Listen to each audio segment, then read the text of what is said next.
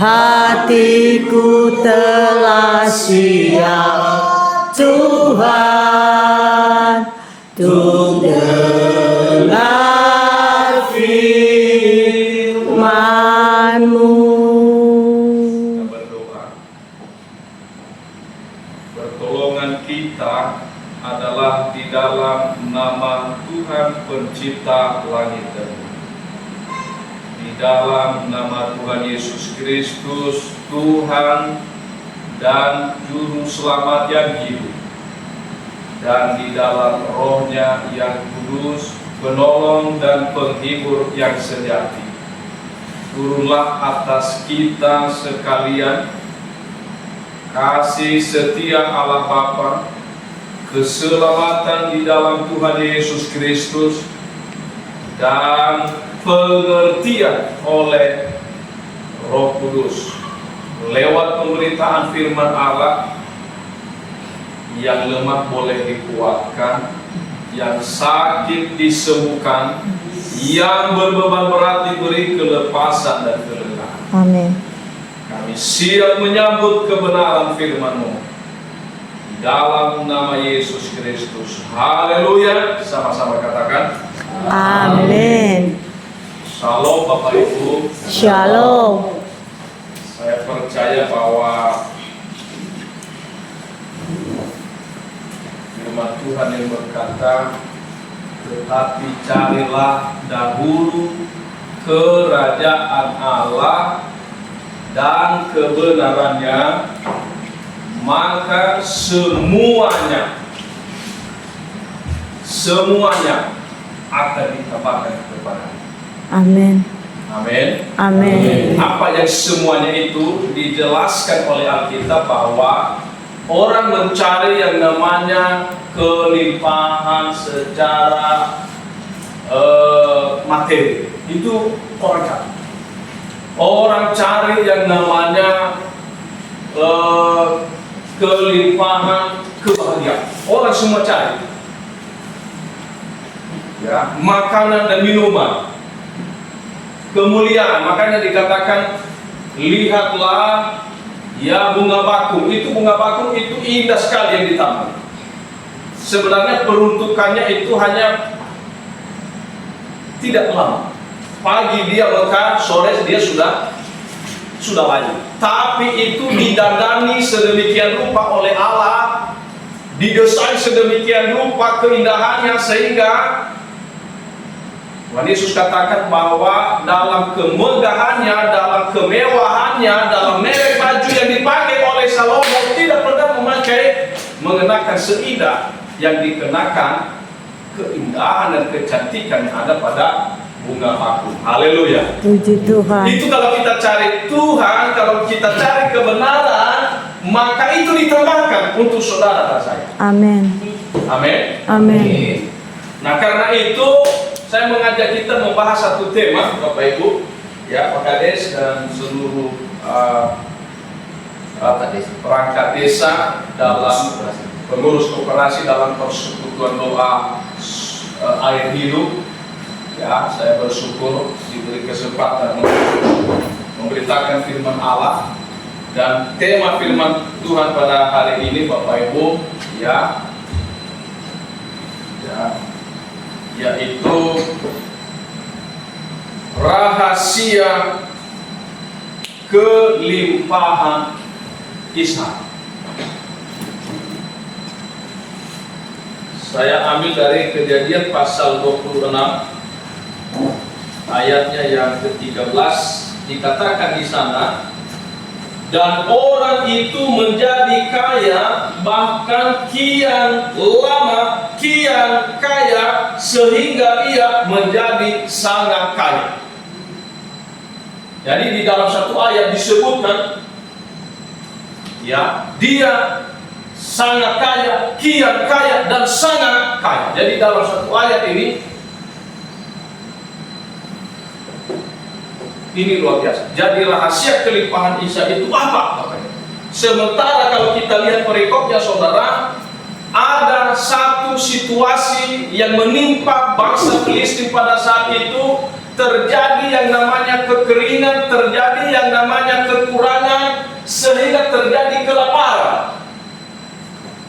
Nah, di tengah-tengah kelaparan justru ada satu rahasia di mana Isa mengubah kemiskinan, mengubah kekurangan, mengubah keterbatasan menjadi kelimpahan. Amin. Amin. Amin. Pasti kita rindu untuk mengetahui rahasia. Karena itu saya mengajak kita merenungkan 4 rahasia ya, kelimpahan Isa yang dicatat di sini. Di ayatnya yang pertama sampai ayatnya yang ke-6 dikatakan di sana, pertama bahwa Isa, saudara, ketaatannya. Pertama, ketaatan. Ya. Katakan di sana, maka timbullah kelaparan di negeri itu.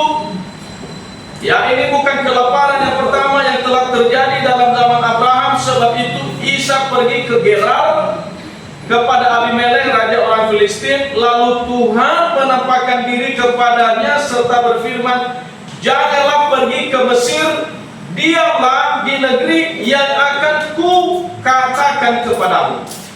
Ayat yang ketiga, tinggallah di negeri ini sebagai orang asing, maka aku akan menyertai engkau dan memberkati engkau, sebab kepadamulah dan kepada keturunanmu dan akan kuberikan seluruh negeri ini, dan aku akan menepati sumpah yang telah kuikrarkan kepada Abraham. Ayat yang ke-6. Jadi tinggallah Isa di Gerar. Ya, jadi tinggallah Isa di Gerar. Perhatikan Bapak Ibu, ya, rahasia kelimpahan Isa adalah dia taat pada firman Allah. Katakan, taat pada firman Allah. Taat pada firman Allah. Katakan, saya taat pada firman Allah. Saya taat pada firman Allah. Amin. Jadi Amin. Isa ini dia ditanam di daerah yang sedang repot-repotnya, sedang kering, sedang susah. Sebenarnya hatinya itu ke kota besar, ke Mesir itu, lagi menjanjikan 1000 janji, tapi justru Tuhan bilang tinggallah di Gerar. Dan Isa memilih taat kepada Tuhan. Amin. Amin. Ini rahasia ya pertama daripada Isa. Saya tidak percaya juga kalau saudara dan saya ditempatkan Tuhan di desa ini, maka Tuhan juga punya cara untuk mengubah ya kekurangan menjadi kelimpahan. Ada amin, saudara.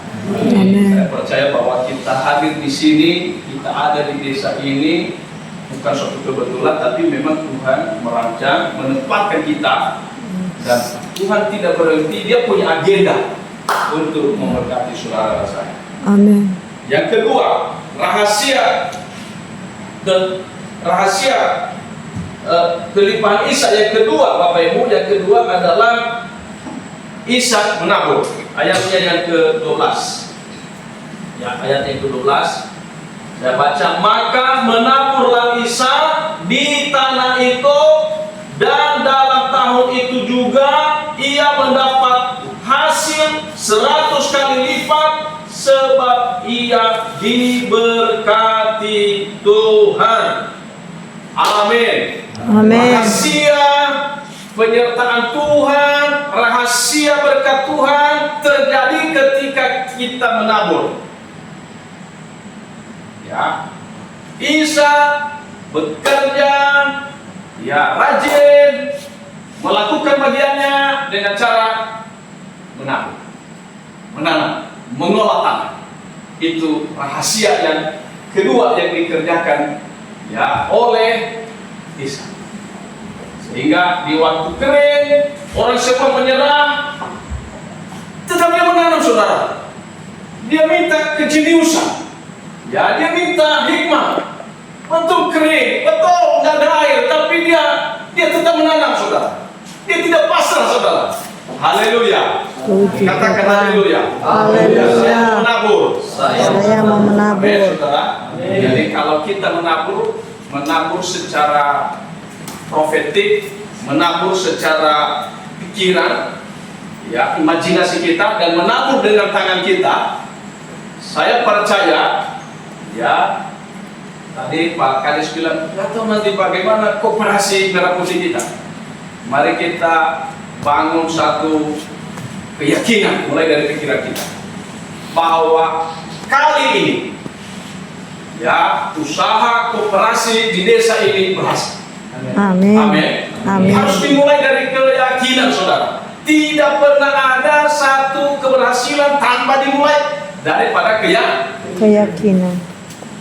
Poin yang kedua, bahwa Ishak mengalami kelimpahan itu betul, dia disertai Tuhan, tetapi dia lakukan bagiannya, yaitu menabur. Yang ketiga, saudara, saya cepat saja, ya,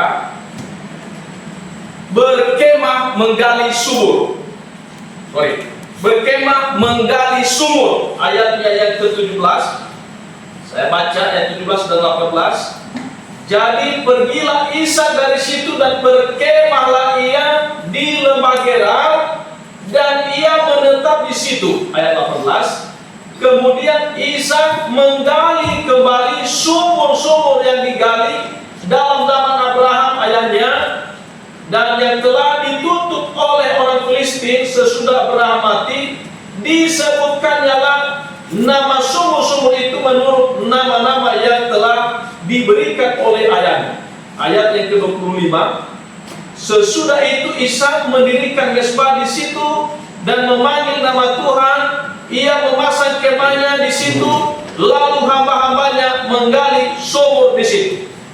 Ya, ini paket. Kalau kita lihat rahasianya adalah dia mendirikan kemah dan dia menggali sumur. Jadi dia kemah identik dengan membangun mesbah, membangun persekutuan, memanggil nama Tuhan. Dan yang kedua, dia kerjakan bagiannya untuk mengairi, ya, untuk menjadikan pertaniannya subur, saudara. Ia menggali sumur.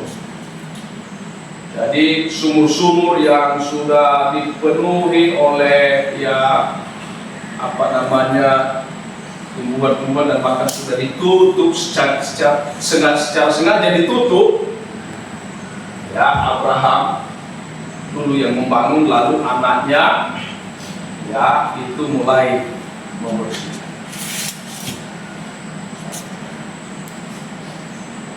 Jadi Ishak ini dia mau menghubungkan dirinya dengan kuasa yang lebih besar. Persoalan melakukan pipanisasi, menggali sumur-sumur, itu memang harus kita kerjakan untuk menyuburkan tanaman. Tetapi ia memanggil nama Tuhan, ia meminta kuasa Tuhan untuk memberkati dia. Jadi rahasia Ishak yang ketiga, saudara, bahwa sekeras-kerasnya ia berjuang, sekeras-kerasnya ia melakukan bahagiannya, sekeras-kerasnya ia melakukan teknologi pada saat itu, ya, karena salah satu pertanian yang ada di zaman purba, termasuk ini Ishak ini, ya, dia sudah melakukan satu kemajuan, lompatan, ya, sistem, ya, irigasi sederhana, saudara. Dan orang-orang pada saat itu sudah nyerah. Tapi Ishak tidak kehabisan ide, tidak kehabisan akal untuk berjuang sehingga pertaniannya dapat diairi dengan air yang memadai, air yang memadai.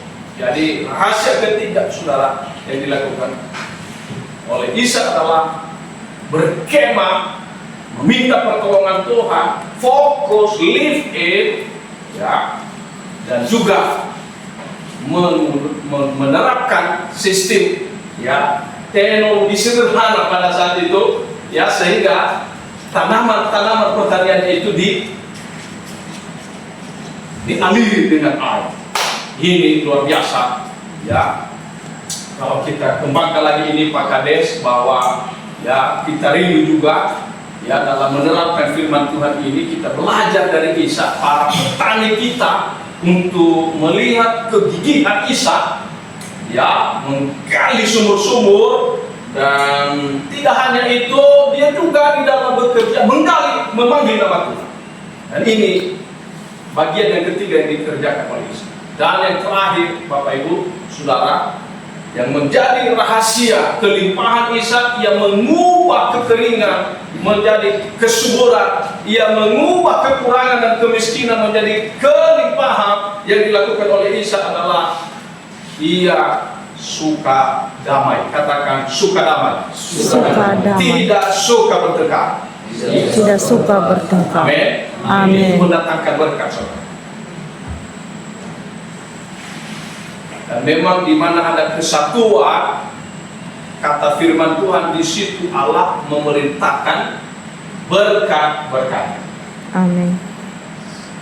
Ya, kalau kita lihat ya yang terakhir, ya, Kejadian 26 ayat 18 sampai 22, dikatakan di sana orang-orang Filistin itu ya betul-betul iri, sehingga mereka bertengkar dengan hamba-hambanya Ishak sampai 3 ronde, saudara, 3 kali, sampai akhirnya ya ayatnya yang ke 22 dikatakan di sana, ya ayat 20, lalu bertengkarlah para gembala Gerar dengan para gembala Ishak, kata mereka, air ini kepunyaan kami, dan Ishak menamai sumur itu Esek karena mereka bertengkar dengan dia di sana. Kemudian mereka menggali sumur lain dan mereka bertengkar juga tentang itu. Maka Ishak menamai sumur itu Sitna. Ia pindah dari situ dan menggali sumur yang lain lagi, tetapi tentang sumur ini mereka tidak bertengkar. Sumur ini dinamainya Rehoboth. Dan ia berkata, sekarang Tuhan memberikan kelonggaran kepada kita sehingga kita dapat beranak cucu di negeri ini. Haleluya. Puji Tuhan. Haleluya. Puji Tuhan. Memberikan musim baru untuk desa ini. Amin. Musim kelonggaran, musim ya berkatnya. Ya, di masa kita ini kita imani bahwa ada satu musim. Karena kesabaran kita, karena kegigihan kita, nggak suka bertengkar, dalam tanda petik suka mengalah untuk kebaikan. Ada musim di mana Tuhan mengubah hati orang Filistin pada saat itu, orang-orang Gerar pada saat itu, mereka tidak mau bertengkar lagi. Capek mereka, karena mereka melihat integritas yang dimiliki oleh Ishak, bahwa ia ya sungguh-sungguh suka damai dan tidak suka bertengkar. Saya rindu bahwa ini menjadi renungan yang baik bagi kita, agar di musim-musim di mana negara kita saat ini dalam situasi yang memang sedang diuji pilar-pilar ekonomi kita, tapi muncul sebuah harapan baru bahwa ketika kita mengadaptasi, mencontek dan mengambil contoh dan teladan daripada Ishak, bahwa musim paceklik, musim kekurangan itu bisa diubah. Amin. Bisa ada pembalikan keadaan, sehingga Ishak dikatakan di ayat yang ke-13, saya ulangi, dan orang itu, maksudnya Ishak, menjadi kaya, bahkan kian lama kian kaya, sehingga ia menjadi sangat kaya. Amin. Amin. Ketika saudara taat, ketika saudara tetap menabur, ya, di musim sulit, Anda menggunakan kesempatan, tidak menyanyiakan. Saya percaya yang kita tabur juga bukan hanya padi, ya, kebaikan, ya, kita juga harus tabur. Dan yang ketiga, ya, kita juga berseru kepada Tuhan dan menerapkan juga hikmah dan kecanggihan lewat menggali sumur. Dan yang keempat adalah kita suka damai dan menghindari yang namanya hal-hal yang dicari-cari. Maka terjadilah suatu kelimpahan terbesar, dan saya kira pengalaman Ishak bisa menjadi pengalaman saudara dan saya ketika kita benar-benar mau belajar. Berkatilah orang yang mengandalkan Tuhan dan yang menaruh harapannya hanya kepada Tuhan. Ya, ia seperti pohon yang ditanam di tepi aliran air, yang tidak mengenal musim-musim kekeringan. Saya percaya firman Tuhan pada petang hari ini memberikan kita perspektif yang baru, bahwa di musim paceklik, di musim kekurangan, ketika kita taat kepada Tuhan dan melakukan bagian kita, maka keberhasilan dan kesuksesan itu menjadi bagian. Amin.